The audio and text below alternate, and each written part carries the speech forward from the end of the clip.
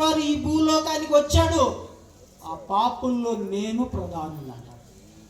ఎవరైతే తన జీవితాన్ని యేసయ్యకి సమర్పించుకోవడానికి చూస్తారో వారి జీవితాల్లో సంతోషం వస్తుంది, సంతోషం వస్తుంది. చీకటితో నిండినటువంటి ఈ లోకానికి వెలుగు తీసుకొచ్చాడు యేసయ్య. చీకటి జీవితాల్లో సమాధానం తీసుకొచ్చాడు. సమాధానం లేనటువంటి వారికి సమాధానం. అందుకనే ఇక్కడ వాక్యం చూడండి ఏం రాసిందో, సర్వోన్నతమైనటువంటి స్థలంలో దేవునికి మహిమ, ఆయనకి ఇష్టలైనటువంటి వారికి భూమి మీద సమాధానం. చప్పట్లు కొట్టి దేవుని స్తుతించగా, ఆయనకి ఇష్టలుగా ఎవరైతే ఉంటారో వారి గృహాల్లో సంతోషం, వారి గృహాల్లో సమాధానం, వారి ఇంట్లో సమాధానం, భార్యాభర్తల మధ్య సమాధానం, ప్రాంతాల మధ్య సమాధానం, అన్ని విషయాల్లో దేవుడు సమాధానం ఇస్తాడు. ఈ రాత్రి ప్రభు మనతో మాట్లాడుతున్నటువంటి విషయాన్ని మనం జ్ఞాపకం చేసుకోవాలి ప్రియులారా. ఆయన చెప్తున్నటువంటి మాట, భయపడకుడి, లోక రక్షకుడు మీ కొరకు పుట్టి ఉన్నాడు, ఈయన ప్రభు అయిన క్రీస్తు. మరియని దేవుడు ఎన్నుకున్నాడు. ఈరోజు ఇక్కడ కూర్చున్నటువంటి నా కుమారుడా, కుమార్తె, దేవుడు మాట్లాడుతున్నాడు. ఈరోజు నిన్ను ఎన్నుకున్నాడు. చప్పట్లు కొడదాం, దేవుని స్తుతించుదాం. నిన్ను ఎందుకు ఎన్నుకున్నాడంటే ఇక్కడ కూర్చుని నువ్వు పాటలు పాడటానికి, నువ్వు చేయడంతో పాటుగా పరలోకం తీసుకెళ్ళటానికి. అక్కడ ఏడుపు ఉండదు, దుఃఖం ఉండదు, అంత సంతోషమే. యేసయ్యతో నీవు కూర్చుని ఆయనతో కలిసి ఆయన ఆరాధించాలనే ఆయన కోరిక. అందుకనే ఆయన భూమి మీదకి రావాల్సి వచ్చింది. నిన్ను పరలోకం తీసుకెళ్ళడం కోసం ఆయన తన స్వరూపాన్ని మార్చుకున్నాడు, తనను తాను రిక్తునుగా చేసుకున్నాడు. ఆకాశము ఆయన సింహాసనము, భూమి ఆయన పాదపీఠం అయినప్పటికీ నీ చిన్న గుండెలో నివసించడానికి వచ్చాడు. చప్పట్లు కొడదాం, దేవుడు స్తుతించుదాం. ఈ చిన్న గుండెలో నివసించడానికి వచ్చాడు.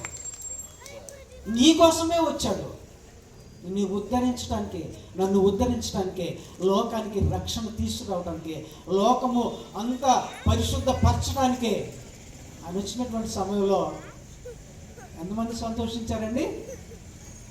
గొల్లలు సంతోషించారు, జ్ఞానులు సంతోషించారు, తల్లి సంతోషించింది, తండ్రి సంతోషించారు, ఆ సత్రంలో ఉన్న వారంతా సంతోషించారు. దేవుని స్తోత్రం, హల్లెలూయా.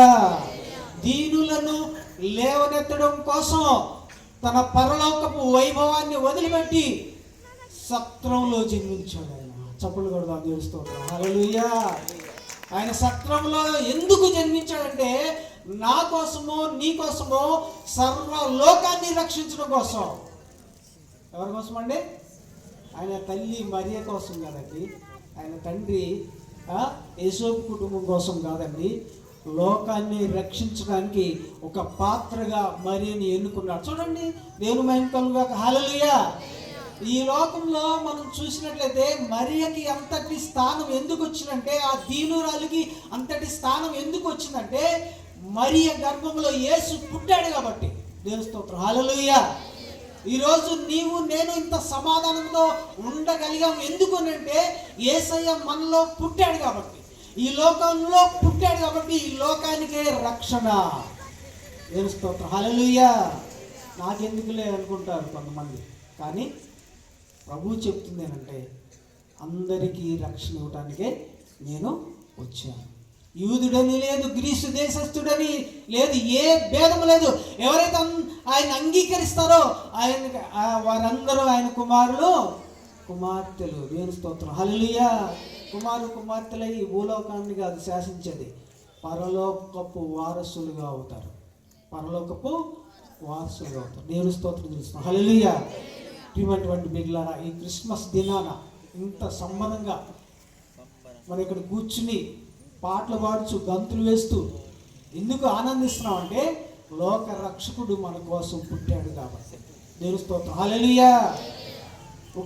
ఒక గృహములో ఒక కుమారుడు కుమార్తె పుడితే ఆ గృహం వరకే సంతోషం. ఇక్కడ ఎన్ని గృహాలలో దేవుడు పుట్టాడో ఈ గృహాలన్నిటికీ సంతోషము. దేవుని స్తోత్రం, హల్లెలూయా.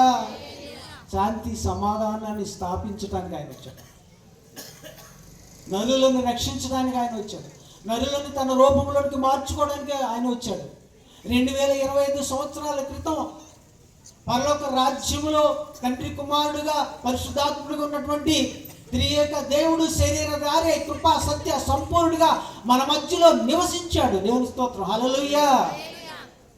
ఆయన్ని మనం ఆరాధిస్తున్నాం, ఆయన్ని మనం గణపరిచి ఉన్నాం, ఆయన్ని మనం స్తుతించడానికి కూర్చుని ఉన్నాం. మన జీవితాల్లో నెమ్మది, మన జీవితాల్లో సమాధానం, మన జీవితాల్లో ఆనందాన్ని ఇచ్చినటువంటి ఆ దేవుడికి ఒకసారి మా అందరూ చప్పట్లు కట్టి దేవుడు స్తుతించుదామండి. దేవునికి మహిమ కలుగుగా. ప్రియమైనటువంటి దేవుని బిడ్డలారా, ఈ రాత్రికాల సమయంలో ఈ క్రిస్మస్ వేడుకల్లో మనం ఆయన స్తుతించి గణపరిచి ఆరాధిస్తున్నాం. మనం ఆయనలాగా ఉండాలి. ఎవరిలాగా ఉండాలండి? ఇక్కడ కూర్చున్నటువంటి ప్రతి వారు ఎలా ఉండాలి? దీనత్వము కలిగి ఉండాలి. తమ తాము రిక్తులుగా చేసుకుని ఉండాలి. మన జీవితంలో యేసయ్య పుట్టితే యేసయ్యలాగా మనం ఉండాలి, యేసయ్యలాగా మనం ప్రవర్తించాలి, యేసయ్యలాగా ఇతరులకి వెలుగుగా ఉండాలి. దేవుని స్తోత్రం, హల్లెలూయా. ఈ సంతోష దినాల్లో ప్రభు మనతో మాట్లాడుతున్నాడు. చాలా విషయాలు ఇక్కడ ఉన్నాయి. 38 సంవత్సరాల నుంచి కోనేటి దగ్గర పడి ఉన్నటువంటి వ్యక్తిని అందరూ చూస్తూ ఉన్నారు, కానీ అందరూ ఎవరికి వాళ్ళే ఆ కోనేటిలో దిగి స్వస్థత పొందుకుంటున్నారు. కానీ 38 సంవత్సరాల నుంచి చూస్తున్నారు, కానీ ఆ వ్యక్తి దగ్గరికి వచ్చి ఎవరో ఆ కోనేటిలో దింపడానికి ఎవరూ రాలేదండి. ఎవరన్నా వచ్చారా? ఎవరు రాలా, ఎవరు పట్టించుకోరండి. నరకాగ్నిలోనికి వెళ్తుంటే మంచుకున్నారు అంటారు, డ్రింకింగ్ చేస్తుంటే ఇంకా తాగరు అంటారు, ఇంకా ఏదైనా వ్యసనంలోకి వెళ్ళిపోతే మంచిగా చేస్తున్నారు అంటారు. కానీ దానిలో నుంచి బయటికి తీసుకురావాలనేటువంటి తలంపు యేసయ్యకు ఒక్కడికి మాత్రమే ఉన్నది. చప్పలు కొట్టండి, దేవుని స్తుతించుదాం. 38 సంవత్సరాల నుంచి ఇంకా రోగం పెరిగిపోతూ పడిపోయిన పక్షవాయువుతో పడిపోయినటువంటి ఆ వ్యక్తి ఎంతో దీన స్థితిలో, ఎంతో దుర్భరమైనటువంటి స్థితిలో ఉన్నప్పుడు యేసయ్య ఆయన దగ్గరికి వచ్చి ఒకే ఒక మాట అన్నాడండి. ఏం మాట అన్నాడు? నీ పరుపెత్తుకుని నడవమన్నాడు. చప్పట్లు కొడదాం, దేవుని స్తోత్రం చేస్తున్నాం, హల్లెలూయా. ఎవరి జీవితాలు అయితే యేసు ప్రభువారు పుడతారో, ఎవరి జీవితాలకి ఎవరి కుటుంబంలోకి యేసయ్య వస్తారో వారి జీవితంలో పూర్వపు స్థితులన్నీ మారిపోతాయి. దేవుని స్తోత్రం, హల్లెలూయా. ఇక రాత్రికాల సమయంలో ప్రభు మనతో మాట్లాడినటువంటి మాటలు మనం జ్ఞాపకం చేసుకోవాలి. ఈ యొక్క క్రిస్మస్ దినాన, మనం ఈ పర్వదినాన ఉన్నటువంటి మన జీవితాల్లో దేవుడు తీసుకొచ్చినటువంటి వెలుగుని ఇతరులకి అందించాలి, ఇతరులకి పంచిపెట్టాలి, ఇతరుల జీవితాల్లో వెలుగు తీసుకురావాలి, ఇతరుల జీవితాల్లో నెమ్మది తీసుకురావాలి, ఇతరుల జీవితాల్లో శాంతి తీసుకురావాలి. ప్రియులారా, ఇక్కడ ఉన్నటువంటి నా మిత్రులందరినీ నేను అడుగుతున్నాను, మన కుటుంబాల్లో సమాధానం ఉన్నదా? మన కుటుంబాల్లో శాంతి ఉన్నదా? మన కుటుంబాల్లో సఖ్యత ఉన్నదా? మన కుటుంబాల మధ్య ఏమన్నా భేదాభిప్రాయాలు ఉన్నాయా?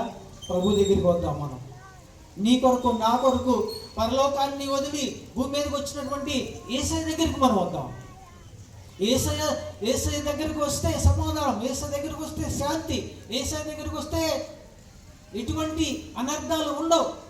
పరలోకపు వారసులుగా చేస్తారు, పాపాన్ని కడిగి వేస్తారు, పరిశుద్ధపరుస్తారు. మనల్ని పాపాన్ని తీసివేయడం కోసమే, మనల్ని కడగడం కోసమే యేసయ్య రక్తం అవసరమైనది. దేవుని స్తోత్రం, హల్లెలూయా. మనల్ని పరిశుద్ధులుగా చేయడం కోసం యేసయ్య రక్తం కార్చాడు. అలాంటి వాడు రక్తం కార్చడం కోసానికి మన మధ్యలోకి శరీరధారిగా వచ్చి ఉన్నాడు. ఆయన పాపుల రక్షకుడు, పరిశుద్ధ దేవుడు. ఆయన్ని గణపరిచి ఆరాధించినటువంటి మనం ఆయన్ని అంగీకరించడానికి ఇష్టపడినట్లయితే, ఇంకెవరైనా ఇక్కడ యేసయ్యని అంగీకరించినటువంటి వారు, ఎవరైనా యేసయ్యతో కలవనటువంటి వారు అంటే యేసయ్య దగ్గరికి రానటువంటి వారు, అంగీకరించినటువంటి వారు ఇంకెవరైనా ఉన్నట్లయితే వారు ఇదే శుభదినం, ఇదే రక్షణ దినం, ఇదే అనుకూల సమయం. యేసయ్యని అంగీకరించవలసిందిగా ప్రభు దాసులుగా నేను మనవి చేస్తా ఉన్నాను. ప్రియులారా, ఈ యొక్క రాత్రికాల సమయంలో శుభవచనం మళ్ళా తెలియజేస్తున్నాడు యేసయ్య. 2025 సంవత్సరాల క్రితం వచ్చినటువంటి శుభ సందేశమే. దాన్ని మనం ప్రతిరోజు నెమరు వేసుకున్నా కానీ దానిలో ఎటువంటి విసుగుదల అనేటువంటిది ఉండదు. భయపడకుడి, లోక రక్షకుడు మీ కొరకు పుట్టి ఉన్నాడు. ఆయన ప్రభు అయిన క్రీస్తు. ఆయన మన కోసమే జన్మించి ఉన్నాడు. పశువుల శాలలో, పశువుల తొట్టిలో పరుండబెట్టబడి ఉన్నాడు. ఆయన నీ కోసమే తన వైభవాన్ని వదిలిపెట్టి నా దగ్గరికి వచ్చాడు, నా కుటుంబంలోనికి వచ్చాడు, మన కుటుంబాల్లోకి వచ్చాడు. అందుకని ఈ యొక్క ఆరాధన మనం జరుపుకుంటున్నాం. కాబట్టి ప్రియులారా, ఈ రాత్రికాల సమయంలో శాంతి సమాధానముతో దేవుని సన్నిధిలో కూర్చున్నటువంటి మనందరికీ దేవుని యొక్క ఆశీస్సులు, యేసుప్రభు వారి యొక్క ఆశీర్వాదాలు మెండుగా ఉండాలని కోరుకుంటూ ఈ వాక్యాన్ని నేను ముగిస్తున్నాను. ఈ వాక్యం దేవుడు దీవించును గాక. ఆమేన్. దేవుని